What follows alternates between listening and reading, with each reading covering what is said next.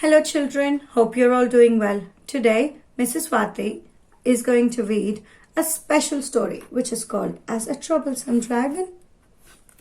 Let's go and see what's in the book. A Troublesome Dragon.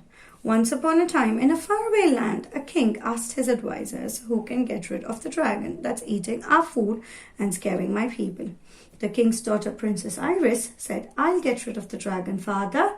But the king replied, "Don't you worry about the dragon, my dear. My brave knights will help me to solve this problem." The first knight to step forward to help was called Sir Tickle. He got his name from the long blue feather that hung from his helmet and tickled his face. Everyone knows that dragons hate water.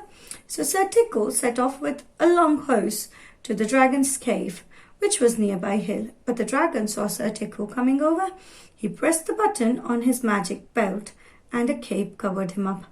Sir Tickle shouted to his servant, "Turn on the tap," and the water poured over the dragon. But the cape kept the dragon dry. Sir Tickle went back to the king and told him that the dragon was too clever for him. The next knight to try and get rid of the dragon was Sir Bright. He liked to wear bright clothes, so he was the perfect knight to face the dragon, as dragons hate bright colors, especially red.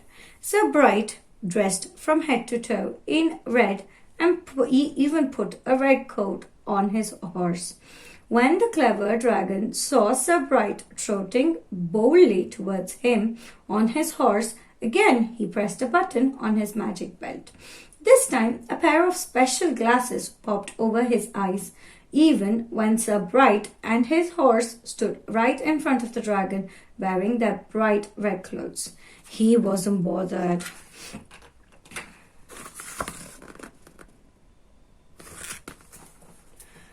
He found it very funny and laughed really hard. Sir Bright went back to the king and said the dragon was too wise. Secretly, Princess Iris had followed each night to the dragon's cave, and she noticed that the dragon always wore a belt. The clever princess guessed that the belt was magic, and that this helped the dragon to stop the knights.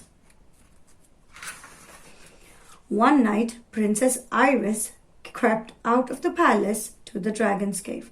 The dragon was snoring loudly, and the princess carefully tiptoed around him. The dragon's magic belt was lying on the floor. Princess Iris dragged the belt out of the cave. It was too heavy for her to carry.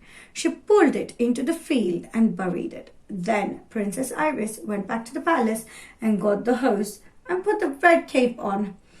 Day was breaking and the dragon was waking up. He fumbled around his cave for his magic belt, but it wasn't there. Someone had stolen it. The dragon was very angry. He stormed out of his cave to look for the thief. Just as Princess Iris arrived, her bright red cape hurt the dragon's eyes. Suddenly, the princess sprayed water all over the dragon.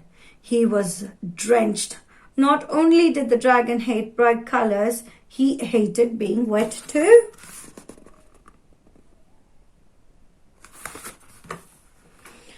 "I am not staying here anymore," he growled as he flapped his wings and flew off in a huff. And from that day on, if the king needed any help, he always asked clever Princess Iris first.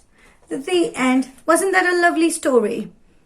Hope you enjoyed the story. Hope to see you all soon. Bye. Take care.